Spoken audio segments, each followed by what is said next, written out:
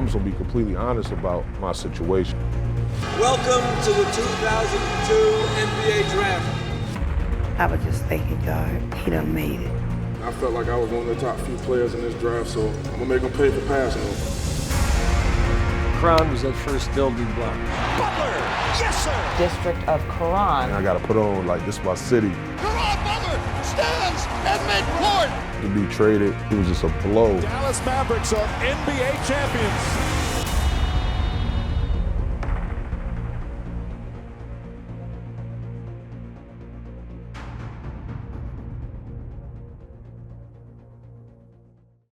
When you grow up in a certain neighborhood or a certain environment, you're expected to be what you've always been. So I felt like I had to go somewhere where I can really, truly reinvent myself as a better version of myself. He said he was going to, play at a prep school outside the state. I thought he already made it right then and there. In prep school, everybody knows who has the potential to be a great player. So Caron came in with a reputation of being someone with a troubled past, but also a tremendous upside and talent. I was putting up numbers, I was averaging a little bit under 30.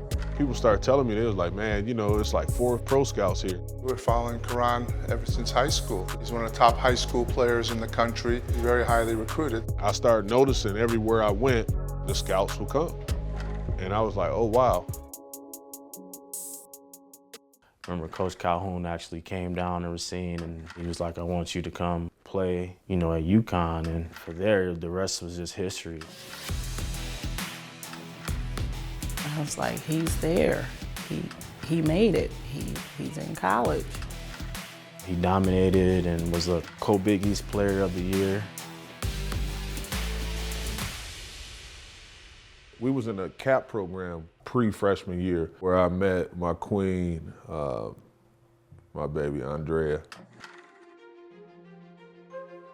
We had a math class together. Didn't really know him too well. I did know that he liked to be the middle of attention. And I miss my free world. I really miss my free world. I used to just look out the window like, oh, I can't stand people like that. She didn't like me at first, but we always had good vibe, good energy. It wasn't until my second year where that me and Andrea got really tight, because she was like, boy, you got a daughter? I was like, yeah, I never told you, I got a son too.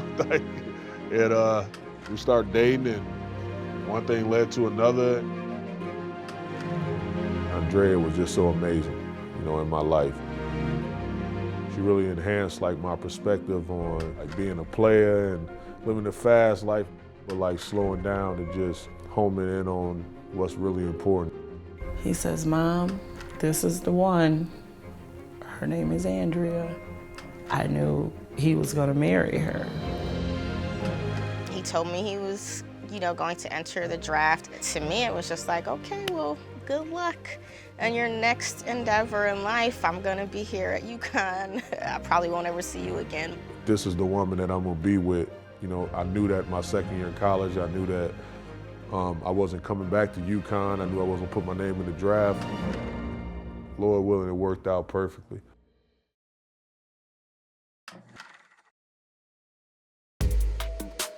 I went to meet with Caron at UConn when he decided to declare himself eligible for the draft. He comes to my office with a baseball hat on with 3 gold chains around his neck, saying, I'm getting ready to go to my first interview. I said, well, this is a job interview. Let's put a suit on you. And he was like, I'm not gonna sell out to where I come from. He called me soft. And he says, I'm not wearing a suit. I said, well, who you are is basically what's on the inside, not on the outside. It's not where you come from, but it's where you're going. It's how you handle what you've come through. And so I said, why don't you just give a suit a try? Caron put the suit on, and I don't think he's taken it off since, because he liked the way he looked. Anything that you're gonna invest in, you're gonna do some research on. So that you're the same thing as an athlete, you're an investment. I understood that, what I'm saying? It's so coming into that space, I used to just think okay, I'm just gonna be completely honest about my situation. Dog, I used to carry pistols. I shot at some cats shot at me.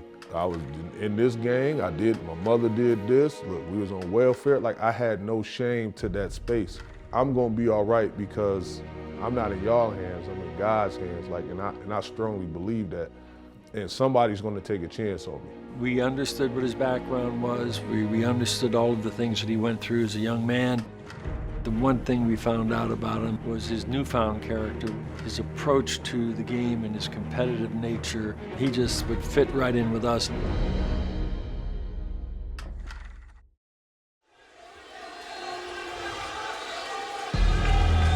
Good evening, ladies and gentlemen. Welcome to the 2002 NBA Draft. I expected Caron to be a top 5 player in the draft. Y'all was just hoping and praying that he would be in the top 10. Caron ended up falling in the draft because people were questioning what was going on with Caron. He says, "Ray, let me talk to you for a second." I said, "Sure." So we go into the bathroom, we both have on suits. And he says, "I'm gonna f you up if I don't get drafted." He says, "I got all my people watching, my grandmother's here, my family's here. I don't think I'm gonna get drafted." We thought he was going to be picked around 5 or 6 or 4 in that area. I'd already spoken to Pat Riley. Pat Riley said if he got to 10, that he would take him. And I said, "Caron, trust me, you'll be fine. You go no later than 10. I was just like, no, I ain't going to Miami. I ain't work out for them.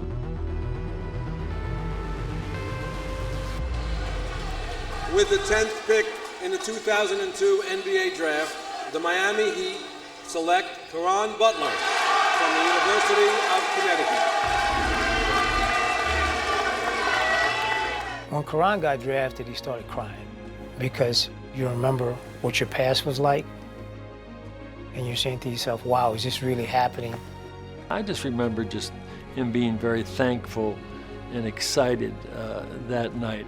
He came out so happy wearing the hat shirt. It looked great. He looked Miami Heat. I was just thanking God. He done made it. Some draft night emotion and just a touch of determination there in Caron Butler. Not even for our family, but for the city itself and Racine. We all made it. You know, like, wow, kid, you know, coming from this small hometown and getting their name called. Caron, as a troubled youngster, there were times when you made your mom, Maddie, cry. What was it like for you tonight to get picked and to see her tears of joy? It was very emotional because she stuck with me for 22 years. So this is a great moment in my basketball career and especially in my life. And how proud are you of him now? I'm very proud, very, very proud. I was just, I didn't know what to say. My mouth was open, and I was just waiting on him to talk. I was like, what? You know, I was just so excited. First thing Caron said, I'm gonna prove everybody wrong who passed on me because he was pissed that he went number 10.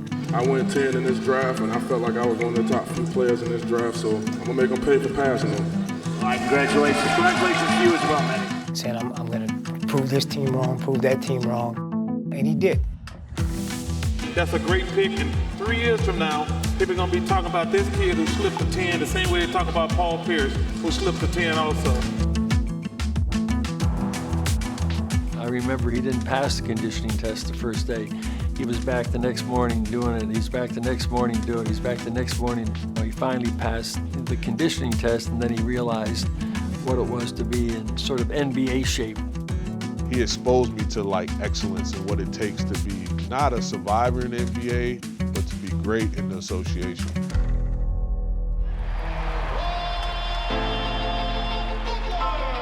And those habits that I had, just 2 years being in Miami, I was able to sustain forever. He was always working and striving to be better at something. Here's Caron with the flush. Caron was that first building block. We were able to get Dwayne Wade the very next year. Butler, yes sir! When I first came in, he was the one to sit me down and told me the lay of the land. And within 2 years, we had a great young team that we didn't want to mess with. Wade back to Butler for the one-handed tomahawk jam. Once Shaquille O'Neal was available for trade, you can't turn that name down. What does it feel like to be traded you go through a lot of mixed feelings. He was devastated. He didn't want to leave here. It was mind-blowing to me, but at the same time, I was the piece to get Shaq to Miami. Like, that's value. You're an asset to an organization. I would trade you for Shaq too. I went to Los Angeles. It was like it was a blessing in disguise. Kobe Bryant 3-on-2. Caron Butler. And I was able to play alongside, who was one of my best friends away from the game of basketball, Kobe Bryant, pick his mind and enhance my game. Good by Caron Butler. He's got 20. I was averaging like 19 and a half, 20 points per game in LA. I'm doing my thing. I can get big dollars right now. My agent was finding and mapping out places. When the possibility became available of Caron, we felt like that was a player that could really fit in well with what we're trying to do. Caron Butler was certainly on top of our list. He had the experience and the maturity that we needed for our young team. I was like, yo, DC, that'll be a good look. The deal ended up happening. I went out there and it was just amazing. I never thought DC was what it was until I got there. The culture and the community and people that look like me, walk like me, talk like me in business suits.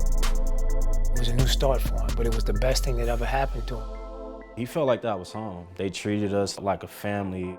Going to DC was the best situation that had ever happened. I felt like this is exactly where I need to be, so I was just like, man, I gotta put on, like, this is my city.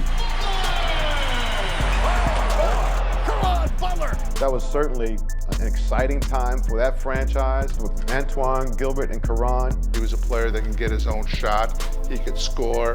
Above everything else, he brought toughness and a competitive nature to the game that we really liked. Butler going to the basket, slam! And I started like thinking of little slogans like District of Caron, like that's what I'm gonna have a section over here. The mayor of the District of Caron, Caron Butler. How do you feel about that title? Got a nice ring to it. Butler the stop! And Caron Butler stands at midcourt! He catapulted the franchise up to being one of the top teams in the East in the league, recognized what he did for us, and he was rewarded. What he did for DC is unmatched. His leadership and what he brought, his energy, night in and night out, I was a huge fan of it. He was somebody that we put our arms around as a coaching staff and said, we need you to lead this team.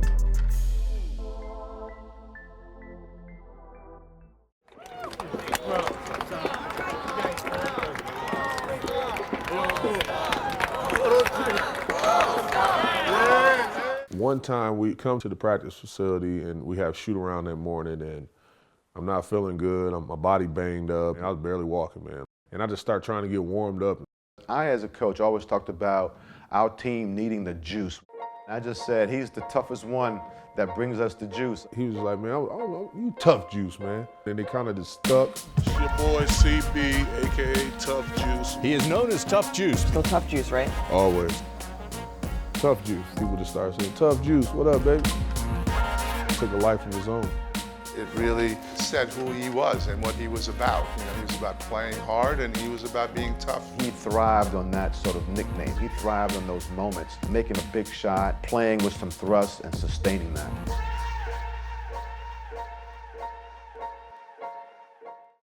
For Washington, the season has come down to these final moments. I think it was game 5 in Cleveland. It was in the playoffs and I was hurt. I was just like, man, no matter what, like whatever I got in me, I'm gonna leave it all out here on this court. Butler, played by James. Here's Butler. He scores! Washington by 1. And I just hit the game winner.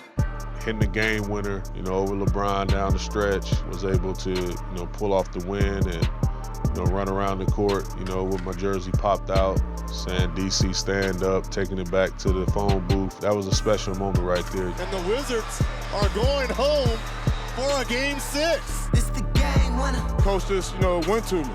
He told me that he wasn't gonna give me the ball, let me create, and, I wanted it on my shoulders. Caron always rose to the occasion. He was just very competitive. He wanted to win every time he stepped out on the court. Yeah, that's what DC needed at the time, a player to say, we did this for you, not just for me making a shot, not just for our team, but for the city.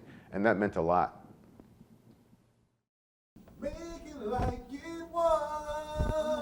Oh, gosh, no. Yeah. Ooh, that was Jackson.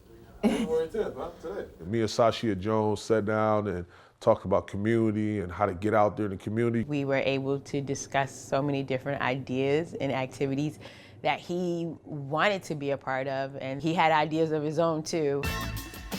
Caron Butler hosting a 16 tournament at Coolidge High School for the second annual Caron Butler Classic. I was trying to figure out a way where I could put my fingerprints on the city. We have Caron's coat drive tonight. I'm going to check out the entrance to see how well we're doing at the collection. 1,100 coats. Yeah, 1,100. I remember the bike brigade.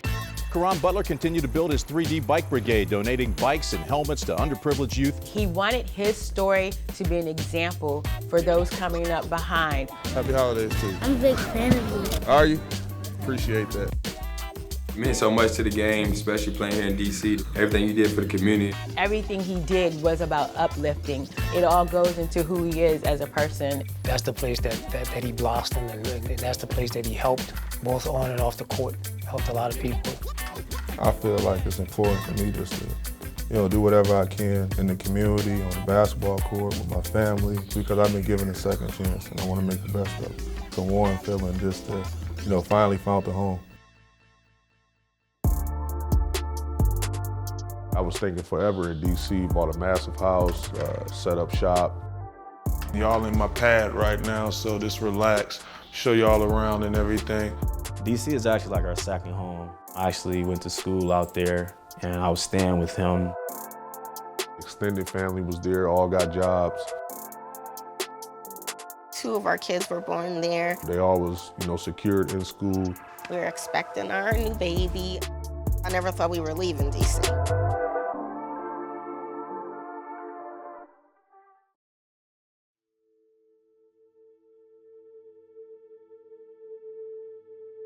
We received a phone call, and he was told that he was going to Dallas. I just broke down and cried. This just into the newsroom. The Wizards have traded Caron Butler to the Dallas Mavericks, a 7-player deal. That probably was the most hurt I've been in a trade, to be honest. I had so many connections. My everyday, I knew all my neighbors. I knew all my children's teachers and the routes. I knew the bumps in the roads. I knew everything. This is home. And then, you're not gonna be here no more. It was just a blow. We had never had a mid-season trade before. I had to leave my family for the first time.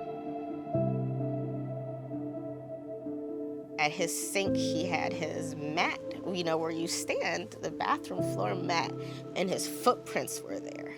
And I would not touch the mat. I didn't want anyone touching the mat. And one day, the housekeepers came and vacuumed over, and I almost lost my mind because his footprints were gone. It was so painful to see his footprints not there. We missed him. We missed him as a person because he treated us like we were his family. It was home, man. It always will be home.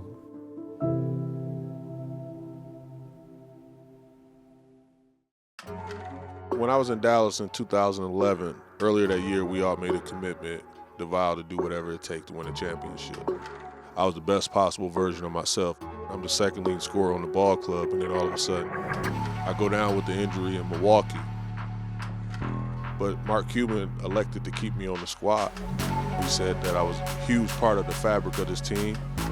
I was just like, yo, I gotta find a way to be effective by not being on the basketball court. And a celebration will begin. The Dallas Mavericks are NBA champions. I was just excited to, get a championship ring and be a part of a championship team. Great for me that he could be part of that kind of experience. I felt really good. My son was a part of that. Just experiencing him winning the championship, it was just absolutely amazing. Once I seen the journey of how to get out the first round, the second round, the third, and get to that, I really wish we could have did that in DC. Man. that would have been a great opportunity.